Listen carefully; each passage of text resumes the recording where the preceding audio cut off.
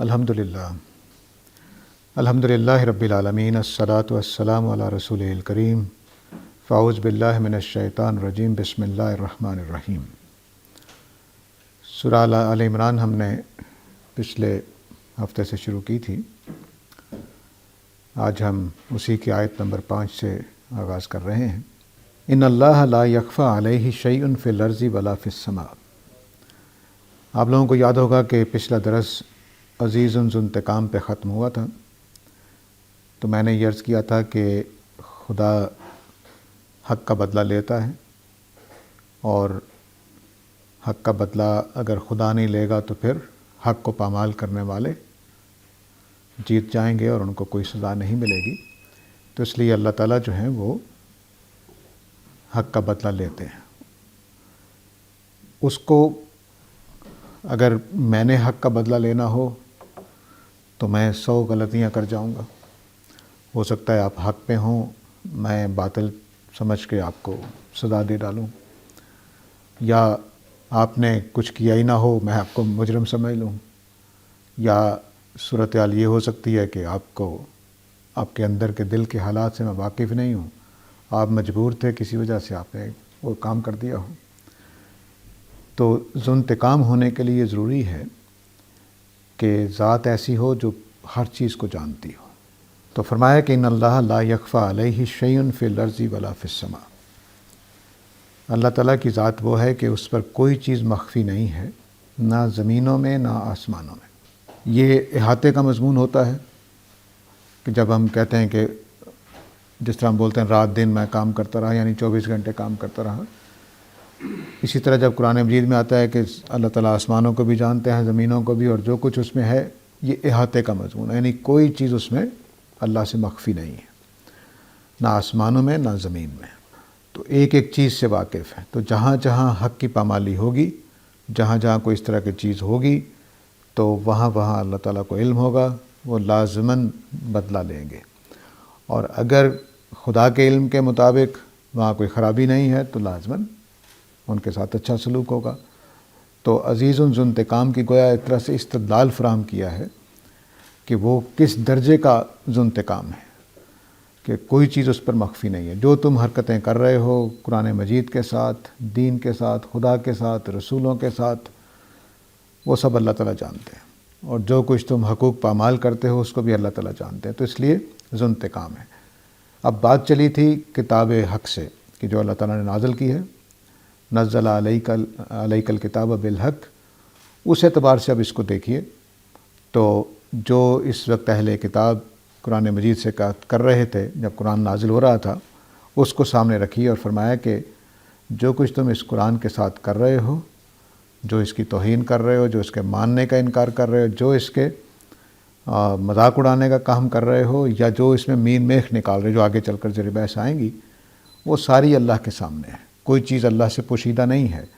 تو کوئی چیز پوشیدہ نہیں ہے تو تم اللہ کے انتقام کا شکار ہو گئے۔ یہ اس آیت میں گویا وجہ بتائی گئی کہ میں ذو انتقام ہوں تو کس درجے کا ہوں، کوئی بچ کے نہیں رہے گا۔ آخری صورتوں میں چاہ کے اللہ تعالیٰ نے اس مضمون کو جو بھی بیان کیا ہے کہ نیکی ذرہ برابر ہوگی وہ بھی سامنے آ جائے گی، اور کوئی برائی ذرہ برابر ہوگی تو وہ بھی سامنے آ جائے گی۔ کوئی چیز چھپی نہیں رہے گی۔ کوئی چیز ایسا نہیں ہے کہ مثال کے طور پر کوئی آدمی یہ خیال کر سکتا ہے کہ اربوں لوگ ہیں، پتہ نہیں اللہ تعالیٰ کو میرا پتہ بھی ہوگا کہ نہیں ہوگا۔ یہ صورت نہیں ہے۔ وہ ہر ایک کو جانتا ہے، ہر ایک کو نہیں بلکہ ہر ایک کے ہر عمل کو جانتا ہے، اچھی نیتوں کو، بری نیتوں کو، اچھے عملوں کو، برے عملوں کو، سب سے واقف ہے۔ تو اس ذات کا انتقام ہے۔ تو اب اس ذات کے ذو انتقام ہونے سے بچنے کا تقاضا کیا ہے کہ حقائق کو تسلیم کر لیا جائے، اپنی ضد چھوڑ دی جائے، اور جو مین میخ نکالنے کا کام ہو رہا ہے وہ بھی چھوڑ دیا جائے۔ تو اہل کتاب کے جو رویے تھے قرآن مجید کے مقابلے میں، وہ کچھ ایسے تھے کہ جو قرآن کا مذاق اڑانا، قرآن کے اندر سے سوالات پیدا کر دینا، قرآن کی باتوں کو اندر سے عجیب ہی نظریات نکال دینا کہ لو جی اللہ تعالیٰ یہ کہہ رہے ہیں، وہ اس سورہ میں زیر بحث آئیں گے۔ اور اس کی بنیاد میں یہ بتایا جا رہا ہے کہ تمہارا معاملہ کسی فرعون کے ساتھ نہیں ہے، کسی موسیٰ و عیسیٰ کے ساتھ نہیں ہے، بلکہ خدا کے ساتھ ہے۔ جس سے کوئی چیز چھپی نہیں رہے گی، تمہارا ہر رویہ سامنے آ جائے گا۔ خدا اس سے واقف ہے اور اس کے مطابق تمہارے ساتھ معاملہ کرے گا۔ آگے فرمایا هو الذی یصورکم فی الارحام کیف یشاء۔ یہ هو الذی جو ہے یہ بہت اہم ہوتا ہے بعض موقعوں پر۔ یہ کہنے کو تو بس ضمیر ہے، یہ وہی ہے، لیکن اس کا مطلب ہوتا ہے کہ پیچھے جتنی صفات بیان ہوئی ہیں وہ ساری شامل کر کے وہ ذات جو حی و قیوم ہے، جو الہ واحد ہے، وہ ذات جس نے تورات اور انجیل نازل کی، وہ ذات جو عزیز اور ذو انتقام ہے،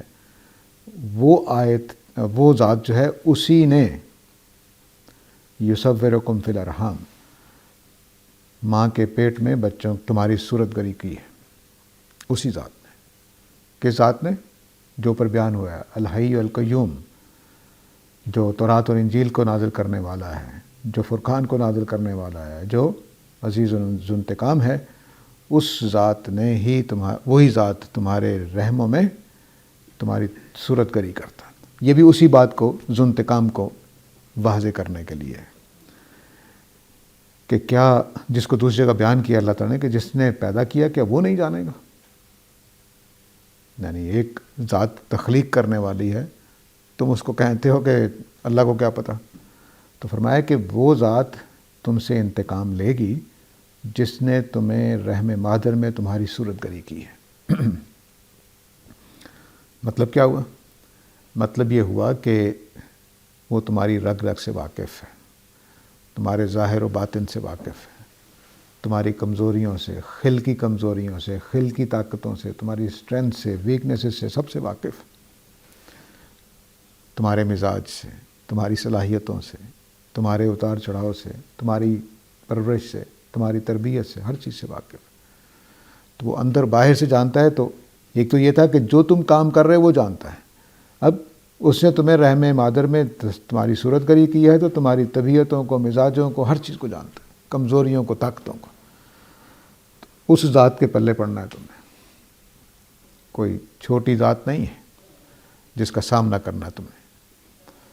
تو وہ تمہاری رگ رگ سے واقف ہے، تمہارے جذبات سے، تمہارے نفسیاتی مسائل سے، تمہارے ذہنی افتاد سے، تمہارے مزاجوں سے، غصے سے، نفرت سے، حقارت سے، حسد جو کر رہے ہو قرآن سے، نبی کریم صلی اللہ علیہ وسلم سے، ہر چیز سے واقف، ہر چیز سے واقف۔ یعنی یہ گویا ایسے لگتا ہے کہ اللہ تعالیٰ نے بالکل دو چار لوگوں کو جیسے ہم سامنے رکھ کر بات کریں نا، میں تم سے اچھی طرح واقف، ماں جیسے کہتی ہے، بالکل وہی اسلوب ہے کہ هو الذی یصورکم فی الارحام۔ اللہ کی ذات جو ذو انتقام ہے وہ کون ہے؟ جس نے جو رحم مادر میں تمہاری صورت گری کرتی ہے۔ آگے جو مضمون بیان ہو رہا ہے اس کی تمہید بھی چونکہ میں اس کو سمجھ رہا ہوں، اسی طرح سے لے کر چل رہا ہوں تمہید کے طور پر، تو آگے حضرت عیسیٰ کا ذکر آنا ہے بطور خدا، کہ وہ خدا ہیں یا نہیں ہیں۔ تو حضرت عیسیٰ سے موازنہ کیجئے، وہ رحم مادر میں صورت پذیر ہو رہے تھے، ان کی صورت گری کون کر رہا تھا؟ اللہ تعالیٰ کر رہے تھے۔ اور صورت گری کون کر رہا تھا؟ وہ حضرت عیسیٰ نہیں تھے۔ تو موازنے میں بھی رکھ کے دیکھیے، چونکہ تمہید میں جب ہم بات کر رہے ہوتے ہیں تو اشارات ہو جاتے ہیں، آگے چل کر اس کو مزید واضح کر دیں گے اللہ تعالیٰ۔ تو ذو انتقام کے ساتھ تعلق کیا ہے؟ دو آیتیں جو اگلی ہیں 5 اور 6، اس میں اللہ تعالیٰ نے یہ بتایا ہے کہ میں ذو انتقام ہوں تو کس درجے کا ہوں۔ زمین و آسمان میں جو حرکت ہوتی ہے، جو کام ہوتا ہے، جو کوئی چیز پڑی ہوئی ہے، جو کوئی عمل ہو رہا ہے، وہ سب میں جانتا ہوں، کوئی چیز مجھ سے مخفی نہیں ہے۔ دوسری بات یہ رہ گئی کہ کوئی یہ کہہ سکتا ہے کہ میری نیتوں کو اللہ کو کیا پتہ، میرے اندر کے جذبات کا کیا پتہ، یہ تو میں مجبوری سے کر گیا تھا یا یہ ہو گیا تھا۔ فرمایا نہیں، میں نے تمہاری صورت گری کی ہے رحم مادر کے اندر، تو میں تمہاری اینچ پینچ ہر چیز سے واقف ہوں، جہاں کجی ہے، جہاں کمزوری ہے، اس سب سے واقف ہوں۔ اور اس میں اللہ تعالیٰ کی قدرت بھی بیان ہو رہی ہے۔ قدرت تخلیق جو ہے وہ دراصل یوں سمجھیے کہ اگر کسی کمپیوٹر بنانے والے سے کمپیوٹر کے بارے میں پوچھے تو وہ بتا دے گا کہ میں نے اس میں یہ چیزیں رکھی ہیں، اور وہ اب تو جو نیا رواج ہے اس میں بتا بھی دیتے ہیں کہ بھئی اس کی یہ اسپیسیفیکیشنز ہیں، اس کے اندر یہ خرابیاں ہیں، یہ چیزیں ڈالی گئی ہیں، یہ اس کے اندر صلاحیتیں ہیں اور قابلیتیں ہیں، وہ بتا دیتا ہے۔ لیکن انجینئر جب بنائے گا تو ساری چیزوں سے واقف نہیں ہوگا۔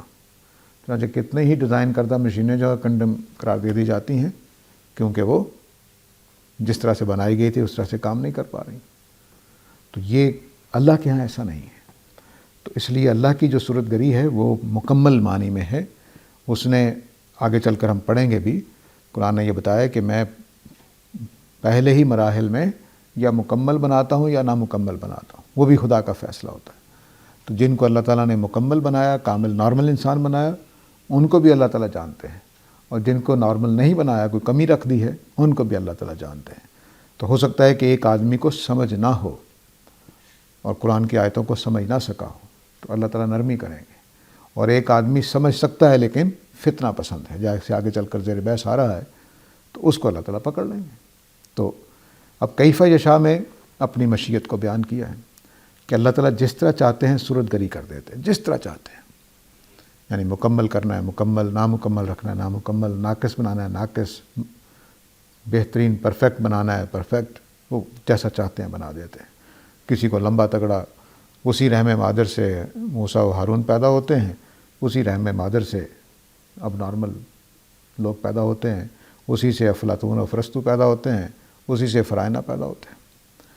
تو یہ خدا کی وہ صلاحیت ہے جس کو اللہ تعالیٰ نے یہاں بیان کیا ہے، قدرت ہے اس کی۔ تو اس ذات نے جو نقشہ بنایا ہے اب قرآن مجید کے زمانے میں، وہ یہ کہ حی و قیوم ذات اور عزیز ذو انتقام ذات کے ساتھ تمہارا معاملہ ہے، جس کی یہ دو قدرتیں تم اچھی طرح جانتے ہو۔ اس لیے کل قیامت والے دن اللہ سے بچ نہیں سکو گے، تمہارے جھوٹ تمہارے بہانے کام نہیں آئیں گے، وہ تمہارے دل کے حالات تک سے واقف ہے۔ لا الہ الا هو العزیز الحکیم، اللہ کی سوا کوئی الہ نہیں ہے اور وہ عزیز و حکیم ہے۔ یہ خدا کا جو صفات کا استعمال ہے وہ بہت ہی ندرت رکھتا ہے، نادر قسم کی چیز ہے جو قرآن مجید نے اختیار کی ہے۔ تو اس ذات کے سوا کوئی الہ نہیں ہے۔ اب یہ جو تخلیق ہے یہ قرآن مجید کا بہت بڑا مضمون ہے، اس کے اوپر الگ سے کتابیں لکھی جانی چاہیے۔ وہ مضمون یہ ہے کہ تخلیق سے ہی خدا خدا ہوا ہے، یعنی اللہ تعالیٰ کو خدا ہونے کا حق تخلیق کرنے کی وجہ سے حاصل ہوا ہے۔ اگر اللہ تعالیٰ ہمارے خالق نہ ہوتے تو ہمارے خدا ہونے کا بھی اعلان نہ کرتے۔ تو تخلیق نے ہی وہ یعنی حق عطا کیا ہے اللہ تعالیٰ کو کہ وہ ہمارے مالک، آقا، رب، الہ سب کچھ بن گئے۔ تو اس وجہ سے لا الہ، پیچھے جو فرمایا هو الذی یصورکم فی الارحام کیف یشاء، تو رحم مادر میں اللہ تعالیٰ جیسے چاہتے ہیں تمہاری صورت گری کرتے ہیں، تو اس کے سوا الہ بھی کوئی نہیں۔ تو تعلق کیا جڑا؟ تخلیق کے ساتھ الہ ہونے کا تصور جوڑ دیا۔ تو خدا کی الوہیت، خدا کا خدا ہونا، یہ اس کی تخلیق کے بنا پر قائم ہے۔ اس لیے سورہ البقرہ کے شروع میں بھی میں نے عرض کیا تھا کہ جہاں اللہ تعالیٰ نے کہا ہے کہ سوبدو ربکم یا ایھا الناس سوبدو ربکم الذی خلقکم، اے لوگو اپنے رب کی بندگی کرو جس نے تمہیں پیدا کیا ہے۔ تو اس کا رب ہونے کا تعلق کس سے ہوا؟ پیدا کرنے سے۔ تو جو اس لیے اللہ تعالیٰ کہتے ہیں بتاؤ جو جن کو تم خدا مانتے ہو میرے علاوہ، انہوں نے کوئی چیز تخلیق کی ہے؟ ارونی ماذا خلق، ذرا دکھاؤ انہوں نے کیا تخلیق کیا۔ کوئی تخلیق ان کی نہیں ہے تو خدا نہیں ہو سکتے۔ تو جب آج کے زمانے میں آ جائیے اب، تو جب کوئی آدمی تخلیق کا انکار کرتا ہے تو وہ دراصل خدا کا انکار کرتا ہے۔ تو اس لیے الحاد کے پاس جو موٹی باتوں میں سے ایک بات ہے، وہ کہتے ہیں کہ کائنات خود بخود بن گئی ہے، اس کا کوئی خالق نہیں ہے، تو خالق ہوگا تو خدا ہو جائے گا۔ یہ ہمارے لاشعور کی ایک بات ہے جس کو انہوں نے لاشعوری سے کر رہے ہیں، یعنی ان کو شعور نہیں ہے کہ وہ کیا بات کہہ رہے ہیں، لیکن وہ یہ کہہ رہے ہیں کہ بگ بینگ تھیری نے اور ایوولوشن کی تھیری نے بتا دیا ہے کہ کائنات تخلیق نہیں ہوئی ہے، میں اور آپ تخلیق نہیں ہوئے ہیں، تو اس لیے مذہب نہیں ہے۔ جیسے ہی تخلیق مانیں گے مذہب آ جائے گا، کیونکہ خالق خدا ہوتا ہے، یہ ہماری فطرت کے اندر لکھا ہوا ہے۔ اب خالق دو درجے کے ہیں، ایک خالق اللہ والا جو اللہ نے تخلیق کی ہے، اور ایک خالق ہمارے والدین ہیں۔ میں سمجھانے کے لیے خالق کا لفظ بول رہا ہوں، اس لیے وہ واحد دونوں ہیں جن کے لیے اللہ تعالیٰ نے شکر کا لفظ استعمال کیا قرآن مجید میں، واشکرولی والے والدیہ سورہ لقمان میں۔ تو کیونکہ وہ خدا کی تخلیق میں اس پروسیس کا حصہ ہیں جس سے اللہ تعالیٰ نے مجھے آپ کو پیدا کیا ہے، تو اس لیے ان کا درجہ خدا کے بعد، آپ سورہ بنی اسرائیل دیکھیے، خدا کی بندگی کے بعد والدین کا حق ہے سب سے پہلا۔ حالانکہ اگر مذہبی طور پر لسٹ بنائی جاتی تو پھر نبی کریم صلی اللہ علیہ وسلم کا حق ہونا تھا، لیکن نہیں، خدا نے اپنی اس تکوین کے لحاظ سے جب تک بنائی ہے تو پہلے کس کا حق بیان کیا؟ اپنا، پھر والدین کا حق بیان کیا کہ اے لوگو اللہ کی بندگی کرو، قضا ربک ان یعبدوا اللہ، اللہ نے فیصلہ کر رکھا ہے کہ اللہ کی بندگی کرو، وبالوالدین احسانا، اور والدین کے ساتھ اس نے سلوک کرو، سیدھا، بیچ میں کوئی فاصلہ نہیں ہے۔ تو خدا کے بعد کس کا حق ہے؟ والدین کا، کیونکہ وہ خدا کے عمل تخلیق میں ایک طرح سے پروسیس میں استعمال ہو گئے۔ تو میرے اور آپ کے وجود میں آنے میں خدا کی تخلیق اور ہمارے والدین کا ایک ہاتھ شامل ہے، اس لیے ان کو بھی بندگی کرنے کا حکم نہیں دیا گیا، ان کی بندگی کرنے کا حکم نہیں دیا گیا، بس اس نے سلوک کا حکم دیا گیا۔ تو باقی کون ہو سکتا؟ اگر والدین نہیں ہو سکتے تو باقی کس کا حق ہے؟ کیونکہ کسی نے کوئی تخلیق نہیں کیا۔ تو یہ تخلیق کا ضابطہ جو ہے یہ پورے قرآن میں آپ کو جا بجا نظر آئے گا، صرف اس توجہ سے دیکھیے گا تو آپ حیرت زدہ رہ جائیں گے کہ کس کس پہلو سے اللہ تعالیٰ نے پھر تخلیق سے استدلال کیا۔ تو یہاں بھی تخلیق سے اللہ تعالیٰ نے توحید پر استدلال کیا ہے کہ میں ہی ہوں جو صورت گری کرتا ہے رحموں میں، اور اس کو بڑھا دیجیے، اور میں ہی ہوں جس نے بگ بینگ کی صورت گری کی۔ اگر وہ سچائی ہے تو پھر الہ کون ہوگا؟ میں ہی ہوں گا اور کوئی نہیں۔ هو العزیز الحکیم، اور اللہ کی ذات جو ہے وہ عزیز و حکیم ہے۔ اب جو عزیز ہے یہ پہلے بھی آ گیا ہے، عزیز ذو انتقام کے ساتھ۔ عزیز کے معنی میں بتا چکا ہوں پچھلے نشست میں، دوبارہ دہرا دیتا ہوں کہ عزیز اس ہستی کو کہتے ہیں جو عزت والی ہے، سب کے اوپر کنٹرول والی ہے، سب سے بھاری ہے، اس کے آگے کسی کی نہیں چلتی، وہ سب پہ اس کا کنٹرول ہے، تو کوئی اس کا ہاتھ روک نہیں سکے گا، کوئی اس تک پہنچ نہیں سکتا، کوئی اس کو گرا نہیں سکتا، کوئی اس کو، یہ سارے پہلو اس کے اندر ہیں۔ کیونکہ عزیز اس قلعے کو کہتے ہیں جس کو فتح نہ کیا جا سکے، عزیز اس ہستی کو کہتے ہیں جس کو زیر نہ کیا جا سکے، عزیز اس ہستی کو کہتے ہیں جو بہت معزز ہو، جس کی اکرام کے سوا کوئی چارہ نہ ہو۔ یہ سارے پہلو اس کے اندر ہیں۔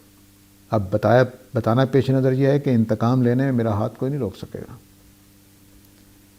میرا ہاتھ کوئی نہیں روک سکے گا۔ میں تمہارا خالق بھی ہوں، مالک بھی ہوں، پیدا بھی کیا ہے، سب کچھ کیا ہے، تمہارے اندر باہر سب کچھ کو جانتا ہوں، تو جو میں فیصلہ کروں گا وہ اس علم کی بنیاد پر ہوگا اور کوئی میرا ہاتھ روک نہیں سکے گا۔ لیکن سوال پیدا ہوتا ہے کہ اللہ تعالیٰ اتنے طاقتور ہیں تو دنیا میں عذاب بھیج کیوں نہیں دیتے؟ دنیا میں عذاب بھیج کیوں نہیں دیتے؟ ابھی بہت کچھ ظلم ہو رہا ہے آج بھی دنیا میں، ہم اسرائیل کے جو مظالم ہیں اس کو بھی دیکھ رہے ہیں، تو وہ کیوں نہیں آتا؟ فرمایا الحکیم، وہ حکمت والا ہے، اس نے یہ دنیا ایک حکمت کے تحت بنائی ہے، تو اس پوری مدت کو پورا ہونا ہے۔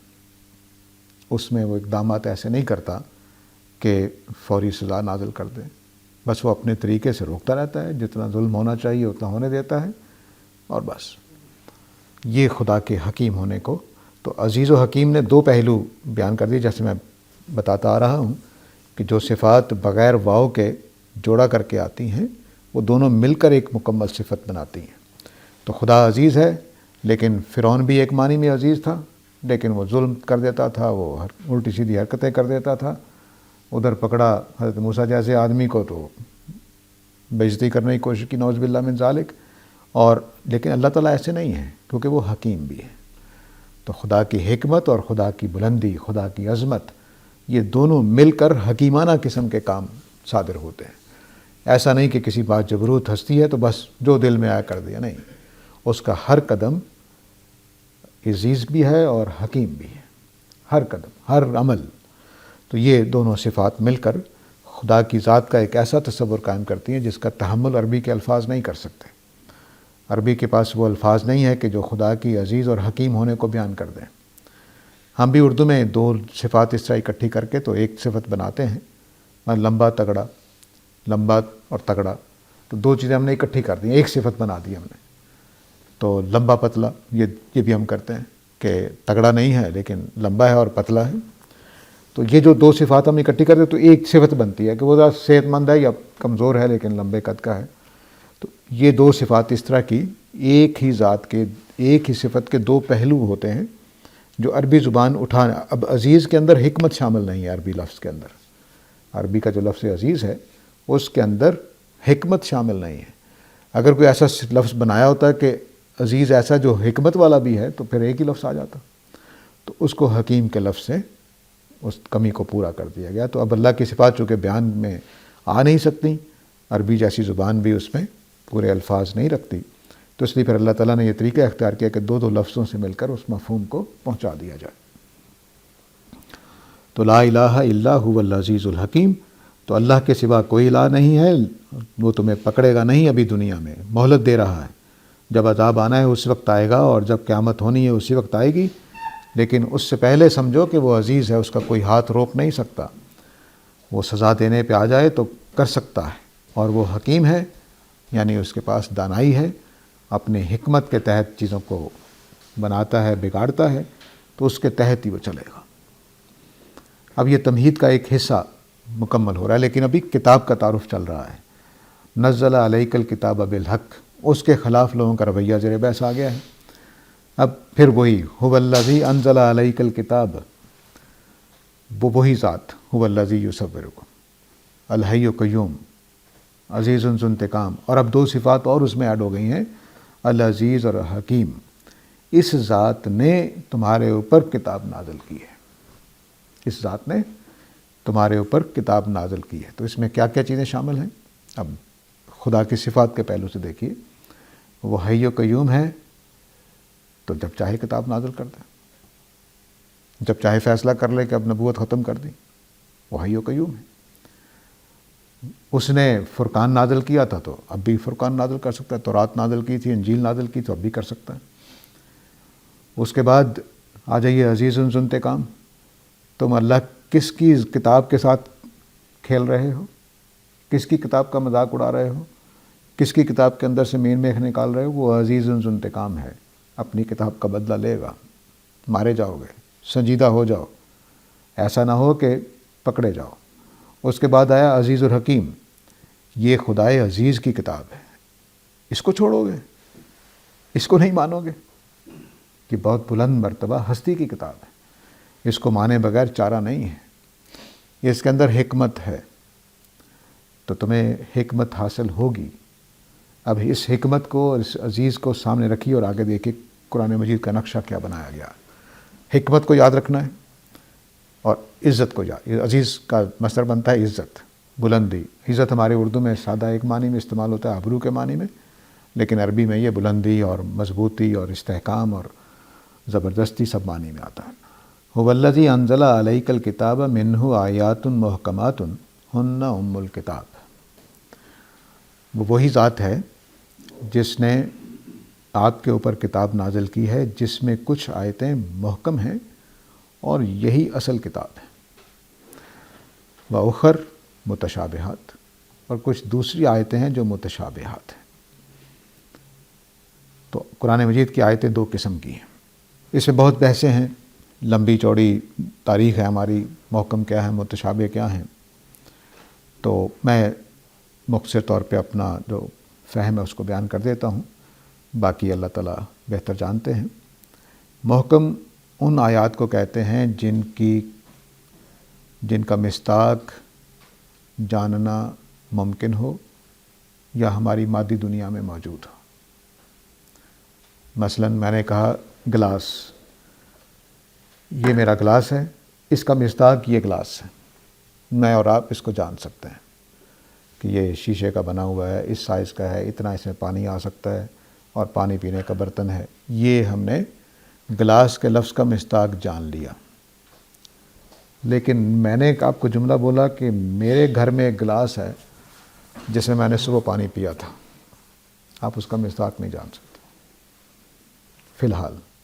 لیکن چونکہ مادی دنیا میں موجود ہے، آپ سارے اٹھیں اور چلے جائیں کہ صبح کس گلاس میں پانی پیے گا تو آپ جان سکتے ہیں. تو جن چیزوں کا مصداق اس مادی دنیا میں ہے ہم جان سکتے ہیں، وہ آیت محکم ہیں. وہ آیت محکم ہے. مصداق حقیقت میں کسی چیز کا وجود. پانی کا مصداق اس گلاس میں موجود ہے. یہ جو لکوڈ اس کے اندر ہے، مایع ہے، یہ پانی کا مصداق ہے، میں اور آپ جانتے ہیں. تو جس آیت میں ہوگا کہ پانی سے وضو کرو، وہ آیت محکم آیت ہے. نماز ہم 5 وقت کی پڑھتے ہیں، اللہ تعالیٰ نے کہا کہ اقیم الصلاۃ، نماز قائم کرو، محکم آیت ہے. مجھے پتہ ہے نماز کس کو کہتے ہیں، قائم کرنا کس کو کہتے ہیں، یہ محکم آیت ہے. اللہ تعالیٰ نے کہا کہ لا تقربوا الزنا، زنا کے قریب نہ جاؤ، مجھے زنا کا بھی پتہ ہے، قریب جانے کا بھی پتہ ہے، محکم آیت ہے. اللہ تعالیٰ کہتے ہیں لا الہ الا اللہ ایک ہی ہے، محکم آیت ہے، کوئی مسئلہ نہیں. مجھے پتہ ہے خدا کس کو کہتے ہیں، مجھے پتہ ہے.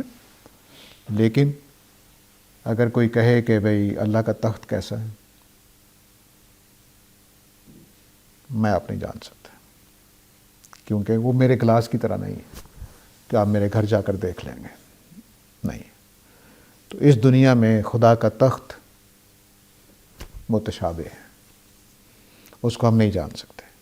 تو جن چیزوں کا مصداق خیالی ہو، ذہنی ہو یا عالم غیب سے تعلق رکھتا ہو، وہ متشابہ ہوں گی. جن چیزوں کا مصداق ذہنی ہو، یعنی خیالات ٹائپ چیزیں ہوں، خیالی ہو، تصوراتی ہو، یعنی اس کا حقیقت سے، مثلا ہم نے کوئی تصور بنا لیا کہ سرخاب پرندہ بنا لیا، ٹھیک ہے، تو سرخاب پرندہ دنیا میں پایا نہیں جاتا، تو بس ٹھیک ہے، ہم نے ایک تصور بنا لیا. تو یہ خیالی میں اس کو کہہ رہا ہوں. ذہنی کا مطلب ہے کہ خدا کا تصور ذہنی ہے اور عبادت کا تصور ذہنی ہے، یا کہہ لیجئے کہ کوئی تخلیق کا عمل ذہنی خیال ہے، یہ خیالی ہے، یعنی ذہنی ہے. دوسری چیزیں خیالی ہوتی ہیں کہ بس کہانیاں ٹائپ اس طرح کی ہم نے کچھ چیزیں ایجاد کر لی ہیں. اور تیسری چیزیں وہ جو عالم غیب، خدا کی دنیا سے متعلق ہیں، جنت سے متعلق ہیں، دوزخ سے متعلق ہیں. اور مادی دنیا میں بھی کچھ چیزیں ایسی ہیں جو ذہنی بن گئی ہمارے لیے، وہ تھی تو میٹیریل لیکن ذہنی ہو گئی. مثلا آدم علیہ السلام مٹی سے پیدا ہوئے، میرے اور آپ کے لیے متشابہ ہے. ہم کوئی تحقیق کر کے سائنسی بات تو کر سکتے ہیں، لیکن خدا کیا بات کا کیا مطلب ہے کہ میں نے آدم کو مٹی سے بنایا. مٹی بھی ہمارے لیے محکم ہے، آدم علیہ السلام بھی ہمارے لیے محکم ہے کہ انسان تھے ہمارے جیسے، اور شکل ان کی متشابہ ہو سکتی ہے. لیکن مٹی سے بنے، کیسے بنے، کیا پروسیس ہوا، قرآن نے جو پروسیس بتایا ہے اس کے باوجود وہ مطلب مجھ پر واضح ہے، لیکن ان کی تخلیق کا پورا پروسیس میرے لیے متشابہ ہے. تو جن چیزوں کی مصداق کو میں اور آپ اس دنیا میں نہیں جان سکتے، وہ ساری کی ساری آیتیں متشابہ ہیں.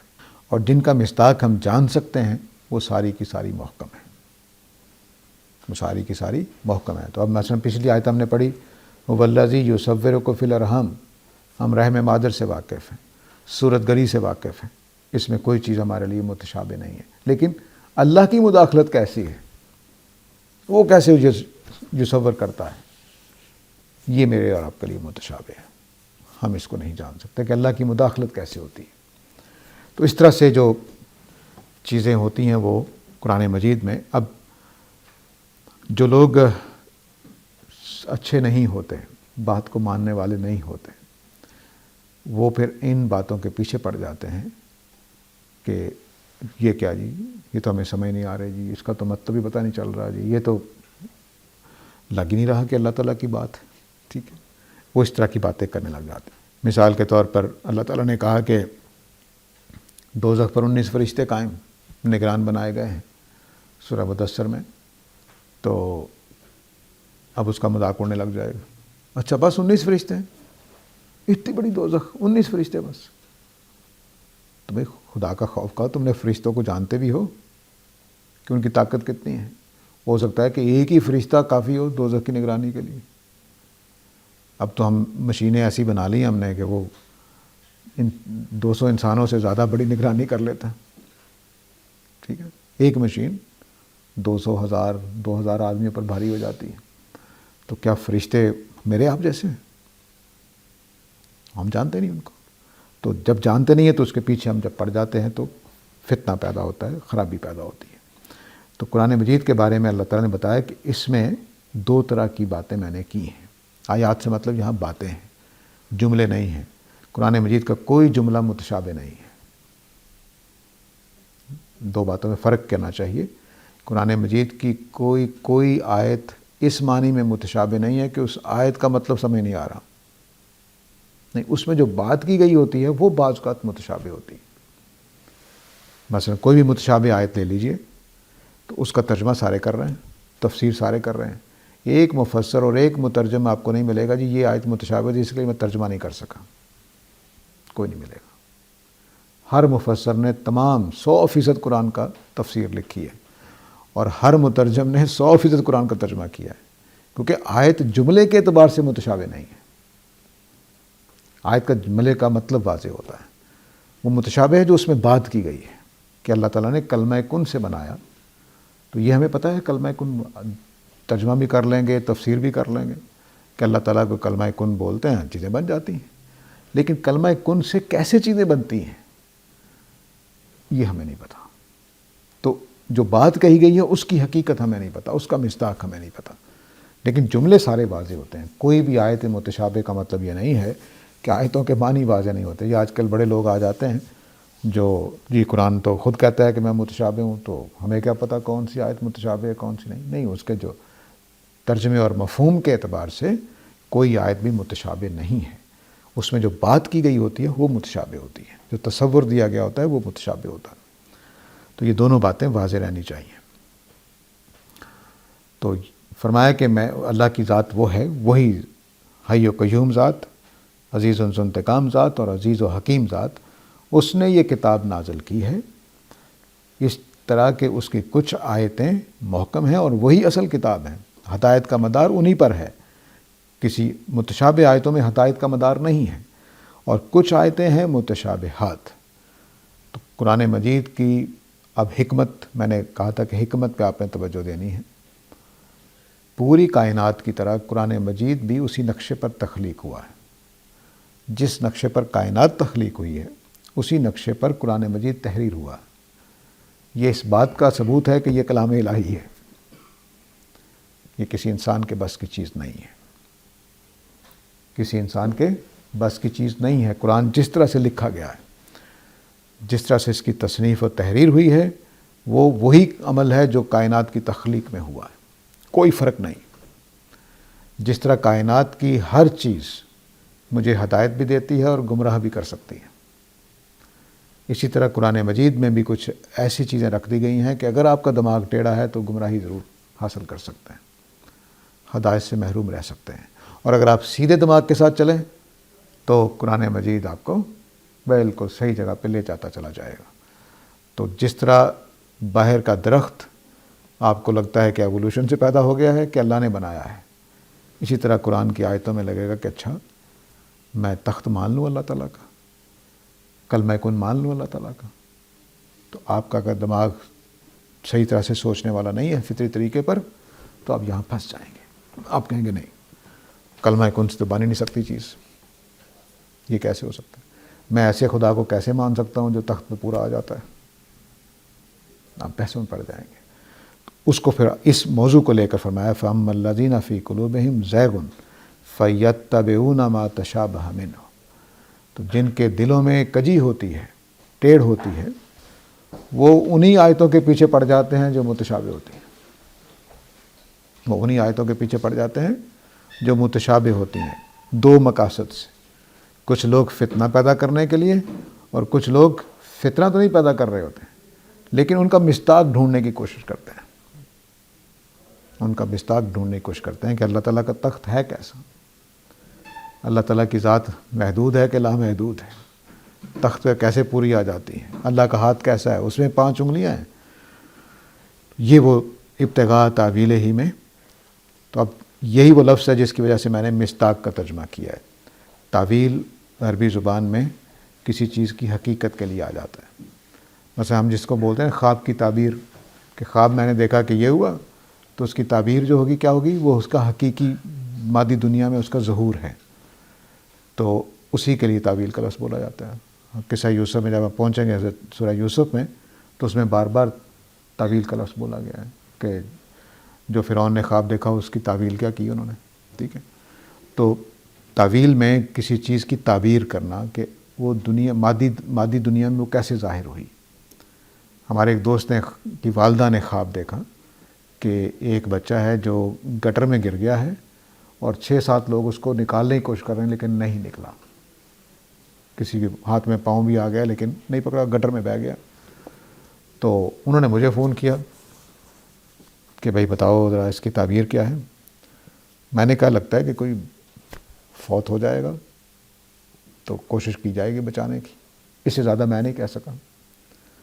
لیکن 15-20 دن کے بعد ان کی بہو کے ہاں، اس خاتون جنہوں نے خواب دیکھا، ان کی بہو کے ہاں بچہ پیدا ہوا، امیچور تھا، پہلے پیدا ہو گیا، اور اس کو انکیوبیٹر میں رکھا۔ 7 ڈاکٹر ہائر کیے گئے اس کو بچانے کے لیے۔ تو اب گٹر کو رکھ دیجیے انکیوبیٹر کی جگہ پہ، اور جو لوگ بچا رہے تھے بچے کو وہ کون تھے؟ ڈاکٹرز تھے۔ تو اب اس خواب کا مصداق کیا ہوا، تعبیل کیا ہوئی کہ ان کے ہاں ایک بچہ پیدا ہوگا جو انکیوبیٹر میں 7-8 دن رکھا جائے گا اور پھر ڈاکٹروں کی پوری کوشش کے باوجود فوت ہو جائے گا۔ جب وہ ڈاکٹروں کی موجودگی میں فوت ہو جائے گا، یہ وہ تعبیل تھی، یہ تھا مصداق اس خواب کا۔ تو ایسا ہی اللہ تعالیٰ جو کچھ کرتے ہیں اس کا مصداق کیسے ظہور میں آتا ہے وہ ہم نہیں جان سکتے۔ تو تینوں چیزیں دیکھ لیجئے، ذہنی چیزیں جو قرآن میں بیان ہوں گی، خیالی چیزیں جو قرآن میں وہ آئیں گی نہیں لیکن فرض کر لیجیے کہا جاتی ہے، وہ کسی کا تبصرہ، کسی کی بات، کسی کا خیال قرآن مجید لے آتا ہے کہ تمہارے ظن ہیں، ٹھیک ہے، وہ زیر بحث آ جائیں گی تو اس کی حقیقت کیا تھی۔ اور جو عالم غیب، اللہ کی دنیا کی چیزیں ہیں، فرشتے کیسے ہیں، ان کا شکل کیسی ہے، ان کا قد کاٹ کیسا ہے، ان کے، اب اللہ تعالیٰ نے کہا کہ 3 پر ہوتے ہیں فرشتوں کے۔ کس معنی میں؟ 2 پر تو سمجھ میں آتے ہیں کہ ایک دائیں لگا ہوا ہے ایک بائیں لگا ہوا ہے، کیا درمیان میں جیسے مچھلی کے اوپر وہ لگے ہوتے ہیں فنگ سے، وہ ہے اس طرح کی شکل ہے، یہ کچھ اور شکل ہے، ہمیں نہیں معلوم۔ 3 پروں والے فرشتوں کی پروں کی فارمیشن کیا ہے مجھے آپ کو نہیں معلوم۔ جو بھی ہم طے کر لیں گے وہ غلط ہو سکتا ہے، صحیح بھی ہو سکتا ہے۔ تو جو فتنہ پسند ہیں وہ یہ حرکت کرتے رہتے ہیں۔ تو آگے فرمایا کہ وما یعلم تاویلہ الا اللہ، اللہ کے سوا اس کی حقیقت کوئی نہیں جانتا۔ یہاں روک لیتے ہیں، وقت اوپر بلکہ ہو گیا ہے۔ وآخر دعوانا الحمدللہ رب العالمین۔